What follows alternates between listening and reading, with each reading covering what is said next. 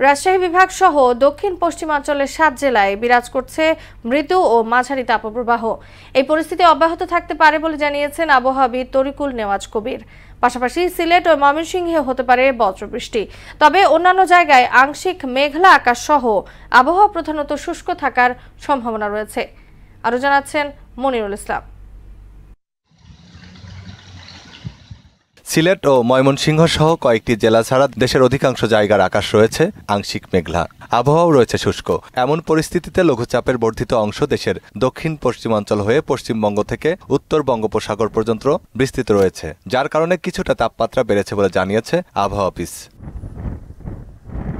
আবহাওয়াবিদ তরিকুল নেওয়াজ কবির জানিয়েছেন, আগামী 24 ঘন্টায় ময়মনসিংহ ও সিলেটে হতে পারে বৃষ্টি, তাই আশপাশের এলাকা কিছুটা শীতল থাকতে পারে। বেশ কয়েকদিন আগে যখন বৃষ্টিপাত হচ্ছিল তখন কিন্তু অনেকটা সহনশীল পর্যায়ে চলে আসছিল, কিন্তু তার আগে কিন্তু গোটা দেশে কম বেশি একটাই হিটওয়েভ কন্ডিশন ছিল এবং বৃষ্টিপাত আবার উইথড্র করার পরে আবার কিন্তু তাপমাত্রাটা বৃদ্ধি পেয়েছে। তো আমরা আশা করতেছি যে 27-28 তারিখের পরবর্তী সময়ে বৃষ্টিপাতের প্রবণতাটা বৃদ্ধি পাবে, তখন হয়তোবা দেখা যাবে যে তাপমাত্রা অনেকটা সহনশীল পর্যায়ে চলে আসবে। অস্থায়ীভাবে আকাশ আংশিক মেঘলা থাকায় রাত ও দিনে তাপমাত্রা প্রায় অপরিবর্তিত থাকতে পারে। তবে রংপুর সহ দেশের 7 জেলায় হতে পারে মাঝারি বৃষ্টি। রাজশাহী বিভাগ, যশোর, চুয়াডাঙ্গা, দিনাজপুর, নীলফামারী, টাঙ্গাইল এবং মানিকগঞ্জ এই এলাকার উপর দিয়ে মৃদু থেকে মাঝারি ধরনের তাপপ্রবাহ বয়ে যাচ্ছে এবং এই ধারাটি অব্যাহত থাকবে।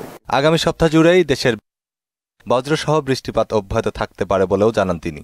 বৃষ্টিপাত হলে তার সঙ্গে থান্ডারিং হবে, উইন্ড হবে, বা আমরা যেটাকে কালবৈশাখী ঝড় বলি। মনিরুল ইসলাম, মোহনা সংবাদ, ঢাকা।